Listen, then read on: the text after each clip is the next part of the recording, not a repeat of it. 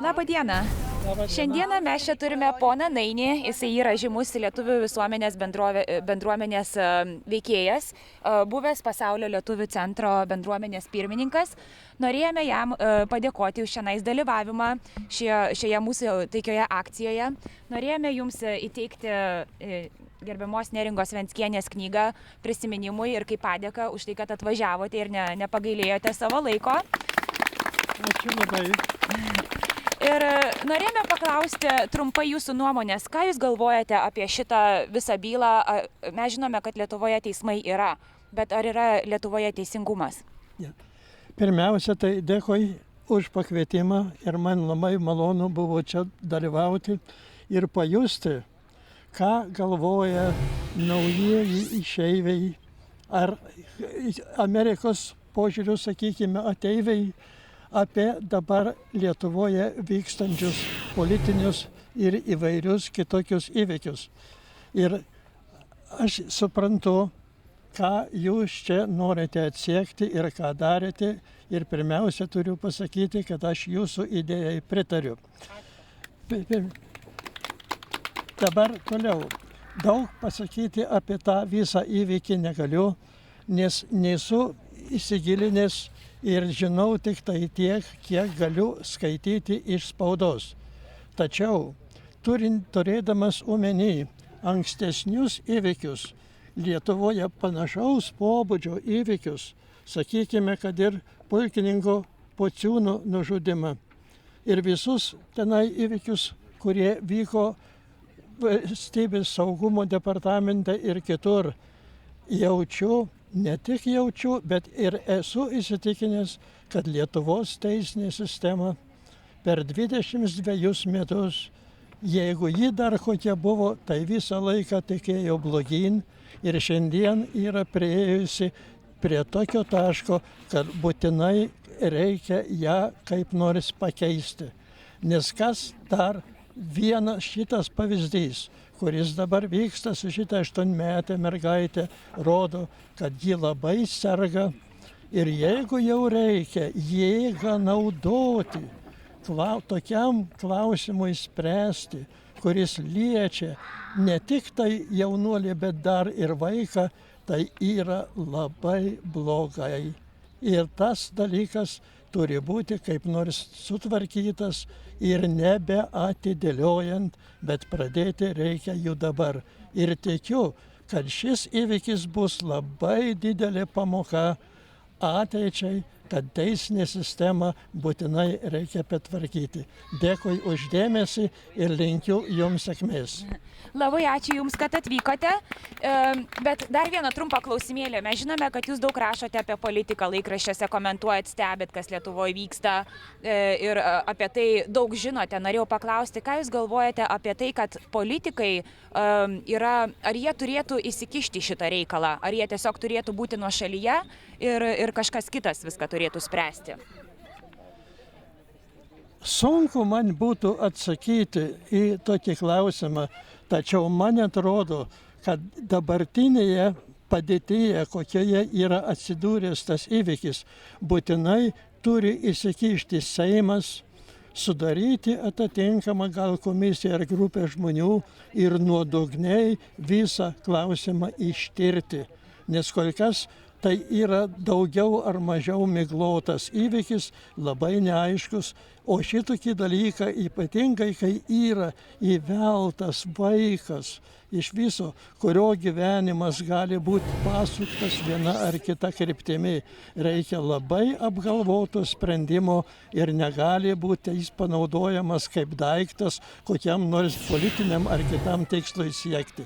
Ir man atrodo, kad Seimo įsikišimas į šitą reikalą labai būtų reikalingas, naudingas ir klausimą išspręsti tikrai padėtų. Ačiū. Labai Jums ačiū už atvykimą. Pone Ligita Utkvienė, kokia Jūsų nuomonė? Aš čia noriu visai kitą nuomonę pasakyti, kadangi susirašinėjau su begalė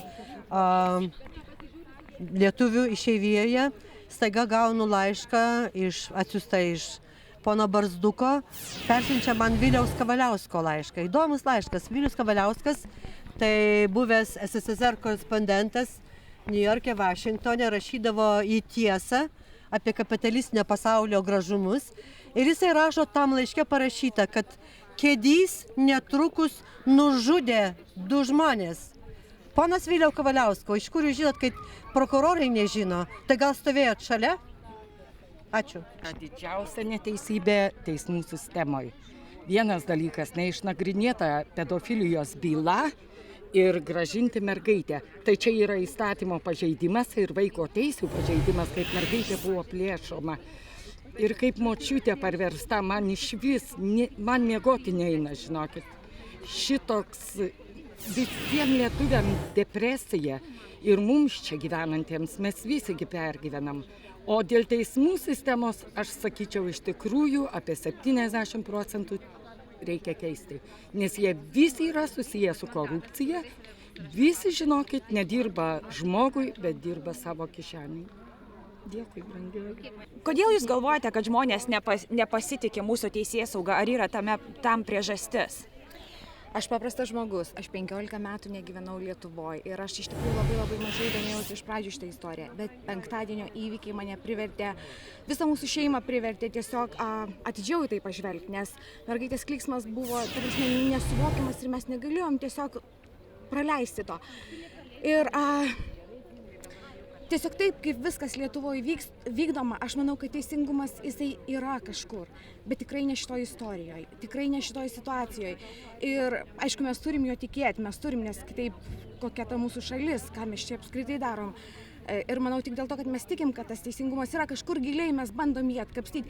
Bet aš tik noriu būtinai pasakyti, kad visoje šitoje istorijoje, kas, aš manau, žmonėm turėtų sukelti nerimą, tas melas. Atkreipkite dėmesį, viską, ką daro ponia Venckienė, arba jinai šneka, arba daro. Mes niekur negalim, kada matom filmuotą medžiagą, tarkim, tam penktadienio paėmime, mes nematom, kad jinai melavo. Viską, ką sako kita pusė, pažiūrėję medžiagą, pažiūrėję tas detalės, mes matom, kad tai yra absoliutus melas. Vien ta pasakyčia, ko verta, kurį pasakė ponas Stauskis, jo. Močiutė nugriuvo ant anūkės, senelis nugriuvo ant močiutės, dar užgriuvo teta, pasakėčios lygio istorija ir tai šneka Lietuvos pareigūnas. Ir mes pamatę vaizdo įrašą matom, kad absoliutus melas. Tai vien dėl to, aš manau, mes turim susirūpinti, mes turim pradėti įdėmiau žiūrėti ir mes turim atkreipti visų dėmesį pasaulio savo ir ta prasme, mes turim kažką daryti. Aš be galo jaudinuosi, aš nemoku kalbėti kameras, bet aš tiesiog negaliu tylėti. Dar trumpas klausimėlis. Aš matau, kad jūs matėte video, tą žiūrėjote ir jūs tai sujaudino. Ką jūs manote apie vaiko teisių apsaugos darbuotojos Andželikos, ta prasme, įsikišimą toje istorijoje? Ar jinai teisingai padarė, išvarydama tuos visus kaukėtus pareigūnus iš namo ir sustabdydama tą prievartinį mergaitės perdavimą? Jeigu vienu žodžiu, mano akim, ta moteris yra didvyrė. Aš visur rašiau, mes parašėm Lietuvos ryto laikraštį, parašėm laišką, mes parašėm į TV3 televiziją, padėkojom jiems už tikrą istorijos atskleidimą. Aš parašiau vaikų teisėms padėkos laišką, kad pas juos dirba tokia pareigūnė ir ta prasme, aš manau, kad yra žmogus iš didžiosios raidės, jinai yra tikra pareigūnė ir mano kaip paprasto žmogaus nuomonė, kurios nieks negirdės ir kuri, aišku, nieko neverta, jinai turėtų būti vyriausia vaikų teisų apsaugos pareigūnė, jinai arba tokios kaip jinai, todėl kad tu matai, kad žmogus dirba savo darbą, jinai nesima pusių, jinai dirba savo darbą, jinai gynė vaiką. Ar norėtumėt kažką trumpai perduoti Klonio žmonėms, kažką tai pasakyti, ar turit kažką tai? Aš noriu pasakyti, mes turbūt dauguma čia susirinkusių, aš tikrai, mano šeima, mes miegam po 3-4 valandas, mes keliamės naktį, sėdim prie televizorių, mes susirašinėjam, rašom palaikančias žinutes, siūlom savo pagalbą, kokią tik įmanoma. Žinau, jie kategoriškai neima finansinės pagalbos. Mes bandom visokiais būdais siųsti pinigėlius draugams, kad nupirktų jiems maisto. Mes su jais, aš manau, mūsų palaikymas jiems yra be galo svarbus, kada jie žino, kada kitoje pusėje Atlanto ar visam pasaulyje už to kompiuterio ekrano, kur jie mūsų nemato, tik mes jos yra 3000 žmonių vienu metu stebi, jos rašo, palaiko jos, per naktis nemiega su jais kartu, nors mes fiziškai negalim ten būti ir mes norėtumėm. Aš labai nevisuomeniška, labai, ta prasme, tikrai niekur nedalyvauju, niekur nesikišu, bet šitoje situacijoje aš gyvenčiau Klonio gatvėje dabar. Labai ačiū Jums. Kaip Jūs galvojate, ar didžioji ta pedofilijos vadinamoji byla, sakykime, ar ta byla turėtų būti ištirta prieš tai, kai bus konkrečiai nuspręsta, su kuo tikrai ta mergaitė turėtų gyventi, ar jinai turėtų pasilikti su Venckais ir Kėdžių šeima, ar jinai turėtų gyventi su savo motina Stankūnaite? Mano nuomonė yra tokia, kad šiaip teisėtvarkos visi įstatymai bet kokioje pasaulio šalyje yra taip. Pirma, turi būti išspręstas, ar tai buvo, ar tai nebuvo, kas teisėtvarkos organai turi nuspręsti ir atsakyti į šitą klausimą, sakykime, nubausti prasižengusius, ar tas, kas padarė šitą, juos nubausti, bet ne prieš bylos pabaigimą daryti kažkokius tai dalykus. Tai yra, mano supratimu, tai nėra, sakykime, civilizuoto pasaulio metodai. Turėtų būti pirma teismas, teismo sprendimas ir visa kita. O jeigu visa šitai daroma prieš, tai yra, aš manau, neteisėta. Ar turėtų žmonės ir apskritai valdininkai, vaikų apsaugos tarnyba ir teismai išklausyti 8 metų vaiko nuomonės, su kuo jinai nori gyventi, ar jie turėtų už ją nuspręsti ir bet kokiais būdais tą įvykdyti? Vienapusiškai šitą klausimą sunku atsakyti. Jeigu, žinoma, vaiko nuomonė yra pirmiausiai, bet jeigu jinai turi senelius, kurie ją rūpinasi, ar teta, ar dėdės, ar dar kažkas tai labiau negu, sakykime, tikroji motina, tai aš manyčiau, kad reikia atsižvelgti į vaiko nuomonę šiuo atžvilgiu. Ką Jūs manote, ar tai daro kažkokią tai įtaką Lietuvos kaip valstybės reputacijai pasaulyje? Visa šita istorija, mes žinome, kad žmonės vienas per kitą susižino, ypač šiais laikais, kai yra internetas, Facebookas, televizija ir taip toliau. Ką Jūs apie tai manote? Na, žinote, trumpai tai taip atsakyčiau. Mes tarp mūsų draugų ratelėje apie šitą viską šnekame. Mus domina, tai mums liečia, skaudina ir labiausiai turbūt skaudina tas, kad Lietuvos vyriausybė arba pati Lietuva kaip šalis, tai turbūt visiškai save diskredituotų, jeigu šitą bylą paliktų, sakykime, užglaistytų ar dar kažką. Tai visi girdėjo apie paskutinius įvykius, galbūt prieš keletą čia mėnesių buvo, kaip Prancūzijos kažkoks tai banko atstovas neteisingai tik tai prisilietė prie kambarinės ir jisai turėjo atsistatydinti iš savo posto. Tai aš manyčiau, už tokius dalykus, kas pas mus dedasi Lietuvoje, galbūt tik tai atsistatydinimas nepadėtų. Tai aš manyčiau, kad čia pastatyta visa Lietuvos reputacija kaip teisinės valstybės, kaip valstybė, kuri pripažįsta įstatymus, gerbia tuos įstatymus, saugo savo piliečius nuo visokio, atsiprašau, galbūt negerų žmonių. Ar taip pasakykime, tai tiek. Labai Jums ačiū. Lukutė, kodėl tu esi čionais? Ar tu žinai, kodėl tu čia? Kad netiduotų mergaitės pedofilam. O ar tu žinai, kas yra pedofilai? Yra blogi žmonės, kuriam prievartauja vaikus. O ar tu norėtum kažką tai pasakyti tai mergaitei ir žmonėm, kurie stovi Klonio gatvėje, ją saugo? Ne. Tiesiog gal perduot linkėjimus? Jo. Gerai, labai tau ačiū. Labą dieną. Kaip manote, ar buvo panaudota prievarta prieš mergaitę Kėdžių ir Venckų namuose praeitą penktadienį ir viskas buvo nufilmuota ir jūs tikriausiai matėte tą video, taip? Ar buvo prievarta prieš mergaitę? Žinoma, vaikas subraižė, tąsė. Taigi čia žmogus pasakė, 8 metų, bet žmogus pasakė, aš nenoriu. Ir jį tąsė šitaip, tai yra tiesiog nusikaltimas prie žmogaus teises. Aš nežinau, kodėl žmonės akli Lietuvoje, ta prasme, mūsų teisėsauga, mūsų valdžia akla. Paprasčiausiai, pedofilija yra didelis biznis ir ko gero tie pinigai valdo Lietuvą. Lietuva pūva, ką labai gaila, nes labai myliu tą šalį. Dar vienas trumpas klausimėlis. Jūs tikriausiai girdėjote apie Žiobienę, kad jinai yra vaiko teisių apsaugos kontrolierė. Ką jūs galvojate, ar jinai teisingai atlieka savo pareigas, ar jinai viską daro, kad to vaiko teisės tikrai būtų apsaugotos ir ta prasme, ką Jūs manote to klausimu? Aš manau, kad ji visiškai nieko nedaro, kad moteris saugo savo darbo vietą ir yra žmonių, kurie jai pasako, ką jinai turi daryti, kad išsaugotų savo darbo vietą. Man atrodo, kad jai ves vaikas ir apskritai vaikų teisės visiškai nieko nereiškia, absoliučiai. Tai yra jos darbo vieta, o yra kas tenai pareguliuoja. Ar norėtumėt kažką trumpai pasakyti Klonio žmonėms? Ar jūs ten apskritai būtumėt Klonė, jeigu dabar būtumėt Lietuvoje? Aš nesu tikra, ar aš būčiau Klonė, jeigu būčiau Lietuvoje, bet ką galiu pasakyti? Laikykite žmonės. Vienintelė viltis kol kas esate. Labai ačiū. Norėjome paklausti, kokia Jūsų nuomonė apie šitą istoriją. Ar Lietuvoje yra ta klaninė valdžia, ar Jūs to tikite, nes kai kurie tvirtina, kad jos iš tikrųjų nėra ir kažkas tai įsigalvoja apie tai. Ką Jūs manote apskritai apie šitą visą reikalą? Klanų valdžia, aš manau, yra ne tik tai Lietuvoje, bet ir visam pasaulyje. Jie tokia realybė. Ir kas naudinga valdžiai, labai retai kada būna naudinga paprastiems žmonėms. Tai, manau, atsakiau tą klausimą. Dar ką norėčiau pasakyti. Jeigu mus matytų Lietuvos žmonės, norėčiau visų emigrantų vardu atsiprašyti.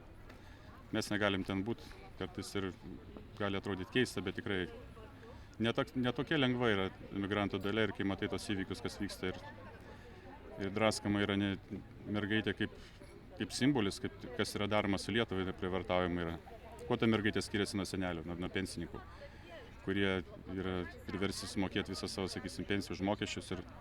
Bet manau, tas laikotarpis turi būti, jis turėtų praeiti, net ir vedose rašoma. Ir vienas dalykas, ką aš norėčiau paprašyti žmonių Lietuvoje, kad jie nekeiktų politikų, nes jie tik tai siubuoja jų švytuoklę dar labiau. Net ir neigiamas dalykas jos stiprina. O kas yra švytuoklė, galėtumėt paskaityti Vadimo Zelano knygos. Yra 5 pirmos knygos, likimo valdymo galimybės arba transurfingas. Linkiu visiems paskaityti. Ačiū. Tai Jūs norėt pasakyti, kad nors, kaip sako, nors ir bloga reklama, tai yra vis tiek reklama, taip kad geriau į tai iš viso nesikišti, ar taip? Ne tai, kad nesikišti, bet tam reikėtų, kaip sakyti, tiesiog susijimti ir kaupti savyje pozityvę energiją, stengtis kažką atlikti tos energijos metu. O jeigu mes ją išmėtysim emociškai, mes tik tai sustiprinsim, kaip sakiau, tą neigiamą pusę ir patys liksim bevilčiai kovoje už geresnį rytojų. Ar Lietuvoje, jeigu, sakykime, sakant, kad yra Lietuvoje ta klaninė valdžia, ar manote, kad jų dabar yra principas Lietuvoje skaldyk ir valdyk, kaip sakydavo senovės romėnai? Skaldyk ir valdyk yra pasaulinė prasme. O politikai Lietuvoje faktiškai yra marionetės, kuriem, manau, kad irgi neginu, bet jiem nėra lengva, nes jie turi užmokėti, už ką jie gauna pinigus. Iš ko jie gauna pinigus, nebūtinai kalbėti, bet kai kas žino, tai žino, kas ne, tai nepatikės. Tai ir viskas. Labai Jums ačiū. Ką Jūs pagalvojate, kai pamatėte, ar Jūs pirmiausia matėte video, kaip mergaitė buvo prievarta paimama penktadienį iš kėdžių senelių namų? Žiūriu dieną ir naktį mačiau viską. Ir man kaip pedagogai labai yra nesuvokama šitas dalykas. Atmetu visus kitus variantus, bet mergaitė yra ne daiktas, ne grybas, kad jį galima pasodinti ar perdėti į kitą vietą. Ji turi namus, senelius, tetą, turi kur gyventi. Ir kol nesispręs pedofilijos byla, mano manimu, mergaitės draskymų ir jokių dalybų neturi būti. Ir kitas klausimas, kiek yra motinom pareikšti įtarimai dėl nusikaltimo? Ar yra kita tokia Lietuvoje, kuri viskuom aprūpinta, lydės apsauga, ji paims vaiką, rūpinsis kažkokios institucijos? Čia yra nuprotėjimas, galiu pasakyti tik tiek. Palikit vaiką ramybėje, tegu gyvena savo namuose, kur jie gimė, kur jie augo. Dar trumpas klausimėlis, ponia Violeta. Norėjau paklausti, ar Jūs turite vaikų? Aš turiu ir vaikų, ir anūkų turiu, ir jeigu tai būtų, nežinau, net neįsivaizduoju, aš dar labiausiai ir plėšo širdį. Turint vaiką, tu viską motina padarys, iškenties, kad tas vaikas nekentėtų. Dabar vaiko vaikystė suminta, suplėšyta, ji dreba, bijo pamačiusi bet ką. Ir čia iš vis vaikų teisės yra ne vaikam ginti, bet aš žinau, žiurkėm, pelėm kokiom ar dar kažkam. Vaiko toks gynimas, kad jie apsipras, jie pripras, kaip pripras. Jeigu vaikas norėtų mamos, jie tą penktadienį būtų bėgus rankeles išskėtusi pas mamą, o ne buvusi apsikabinusi močiutė. Ir viskas. Paskutinis klausimėlis, jūs kaip pedagogė, dirbusi su vaikais, kaip motina turinti savo vaikų, kaip jūs elgtumėtės dabar būdamas Stankūnaitės vietoje? Ar jūs tą mergaitę paliktumėt ramybėje, palauktumėt, kol ji užaugs ir apsispręs, su kuo jinai nori gyventi, ar jūs bandytumėt ją atsiimti bet kokiais būdais? Kaip jūs pasielgtumėte? Aš kaip pasielgčiau, pasakysiu, bet pirmiausia, kaip Stankūnaitė gali norėti dabar pasiimti vaiką, man nesuprantama. Ji gyventi neturi kur, darbo neturi, jokių buitinių sąlygų. Kaip ji išlaikys vaiką, jeigu jie teigia, kad pas senelius, pas tetą yra blogos sąlygos, tai kokios sąlygos Stankūnaitė turi? Sako, globos ten institucijos. Ne, čia yra Lietuvoje pakankamai, aš galvoju, yra internatų ir vaikų namų, kuriais reikėtų tikrai pasirūpinti. Už tą mergaitę turi vaikystę. O dabar kas jūsų klausimą tiesiogiai Stankūnaitės vietoje, jeigu ji būtų buvusi tikra mama, kaip esame mamos, tas vaikas būtų nepatekęs tokią situaciją pirmiausia. Ji būtų nemetus vaikai kažkokių išsigimėlių rankas nedavusi. Antra, nuo jos, man atrodo, dabar mažai kas priklauso, kadangi ji yra vedžiojama, ant savo kojos mažai laikosi ir man atrodo, kad gauna tokius įpareigojimus ir jie tą vykdo. Negaliu žinoti už ją, ką galvoja, bet jeigu mylėtų mergaitę, tikrai kentėtų pati, bet duotų mergaitę ramybę ir paliktų ją, kol jau užaugs, kol aprims, kol įsispręs bylos.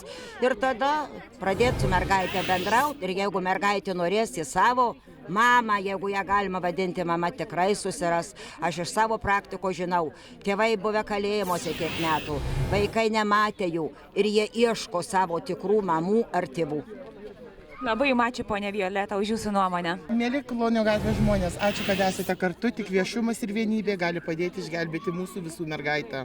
Sėkmės jums ir mums ir telydi mus palaima ir Dievo ramybė visus. Ačiū, Editėlė. Aš noriu pridurti, kad Klonio gatvė informuoti ir apie mūsų mitingą čia ir vidury, ta prasme, kaip mes naktį sėdim ir stebim, kada pas juos diena.